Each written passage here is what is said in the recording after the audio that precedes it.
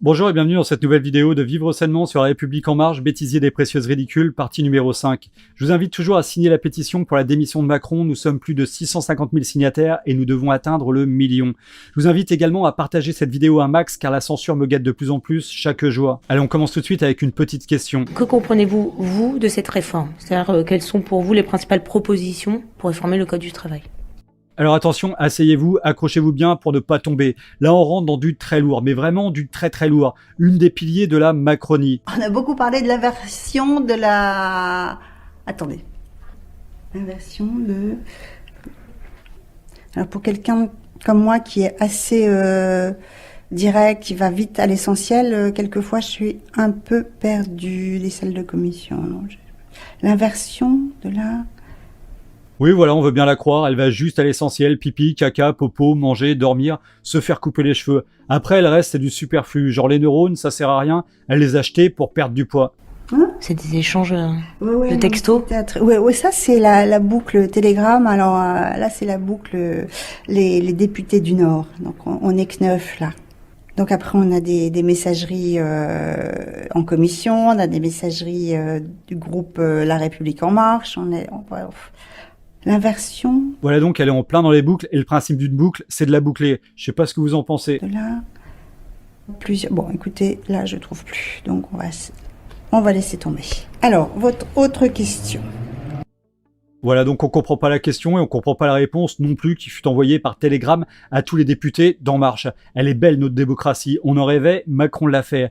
Donc encore une autre question pour notre Einstein au féminin. Comment vous êtes-vous informé sur le sujet? Est-ce que vous avez suivi des auditions des syndicats ou consultations des organisations patronales? Non, ça c'est vraiment le travail de commission. Et nous à l'Assemblée, enfin quand on se réunit dans l'hémicycle, on nous présente la loi en fait. Et on nous demande notre avis, c'est ça l'idée. Oui, c'est ça l'idée. Donc le but, c'est de lire les rapports de commission, d'engager un débat dans l'Assemblée pour ensuite pouvoir voter.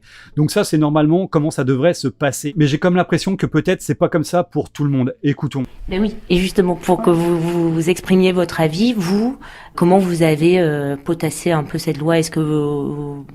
C'est-à-dire, bon, j'en ai entendu parler comme tout à chacun, je dirais. Et après, quand on entend la majorité et l'opposition se répondre plus ou moins aimablement, on arrive à se faire une idée. Sauf qu'elle fait partie de la majorité, qu'elle devrait débattre sur le sujet et pas rester spectatrice. C'est normalement le rôle d'un député. Sur le moment? Oui, sur le moment, puisqu'on a vraiment une vue d'ensemble, tout d'un coup. Vous n'avez pas regardé avant le nom? Non. Et donc, elle est payée 7 500 € net par mois avec plein d'avantages de député sur notre argent. Et ça la fait rire en plus. Dans quel monde vit-on? Je sais que l'attente est très importante, donc ma responsabilité l'est. Et j'ai tout à fait conscience de ça. Il y a eu un besoin de renouveau, je crois que ça a été clairement exprimé.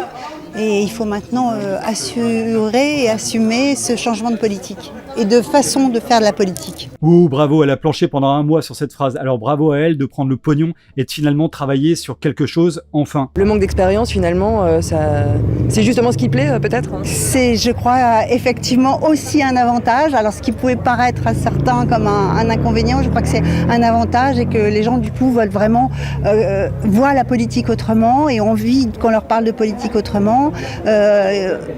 Emmanuel Macron, je crois, a vraiment cassé les codes. C'est clair que pour casser les codes, il a bien cassé le code du travail, les acquis sociaux, les retraites, le pouvoir d'achat, la santé. Il n'y a pas que les codes qu'il a cassés. Moi, perso, il m'a aussi cassé les... En quoi ces mesures peuvent-elles endiguer le chômage?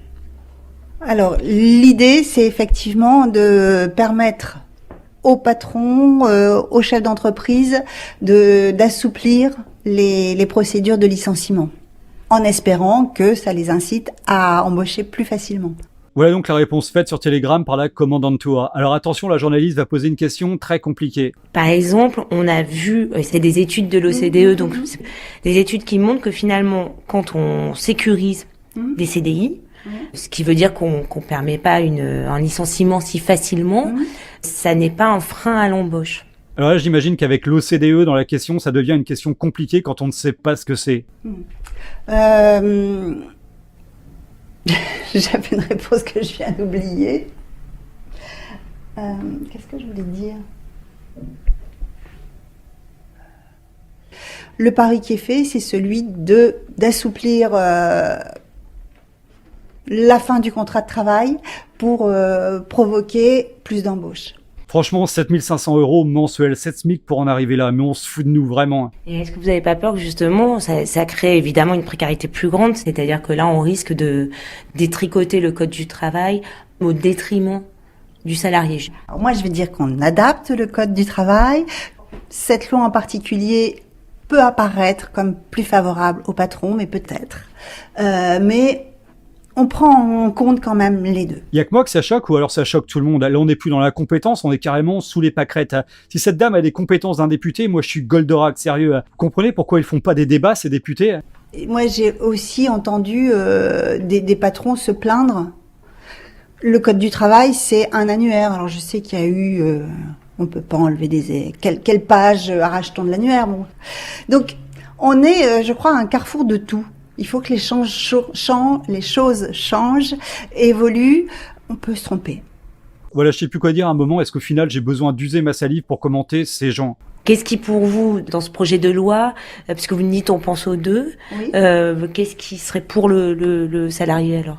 Donc la journaliste essaie de s'adapter à son invité et de simplifier au max la question en espérant avoir quelque chose à utiliser. Et la championne répond. Le salarié, c'est pas non plus quelqu'un qui subit en permanence l'horrible patronat.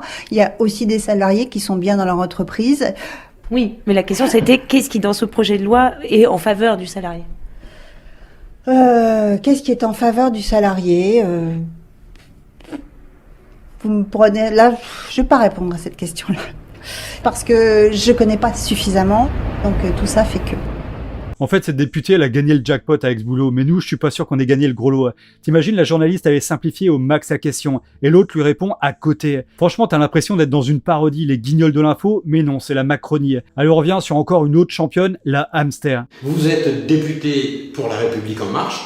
Comment réagissez-vous à la nomination de Castaner en tant que président de votre mouvement? Cela est une très bonne chose. Alors attention, il n'a pas encore été élu puisque c'est le Conseil de La République En Marche qui aura lieu le 18 novembre qui va peut-être le choisir.